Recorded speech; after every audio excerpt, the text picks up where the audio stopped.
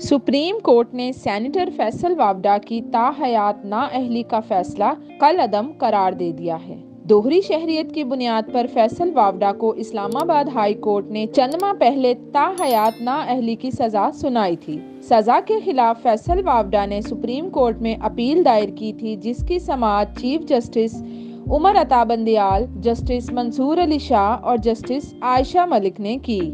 فیصل وابڈا نے دوہری شہریت چھپانے پر عدالت کے روبرو غیر مشروط معافی طلب کرتے ہوئے سینٹ کی اپنی نشست سے استعفیٰ دے دیا تھا۔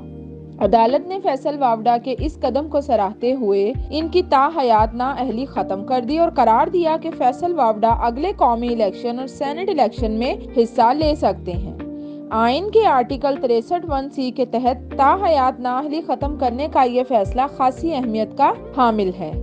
سابق وزیر اعظم نواز شریف کو بھی اسی آرٹیکل کے تحت نااہل کیا گیا تھا۔ کیا اس فیصلے کے بعد میاں نواز شریف کی تاحیات نااہلی بھی ختم ہو سکتی ہے؟ یہ وہ سوال ہے جو اس وقت ہر ذہن میں ہوگا۔ مسلم لیگ نون کے قائد میاں نواز شریف کو 2017 میں غیر وصول شدہ تنخواہ ظاہر نہ کرنے پر تاحیات نااہل کر دیا گیا تھا۔ تاہم پچھلے چند ماہ کے سیاسی حالات بتاتے ہیں کہ ان کی یہ نااہلی ختم کرنے کے راستے تلاش کیے جا رہے ہیں۔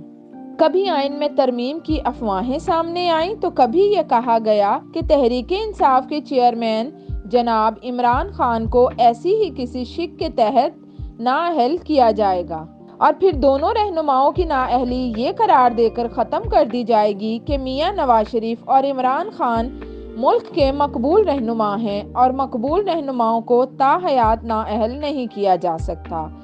تو کیا عمران خان سے پہلے فیصل وابڈا کے ذریعے یہ راستہ اختیار کیا جا رہا ہے؟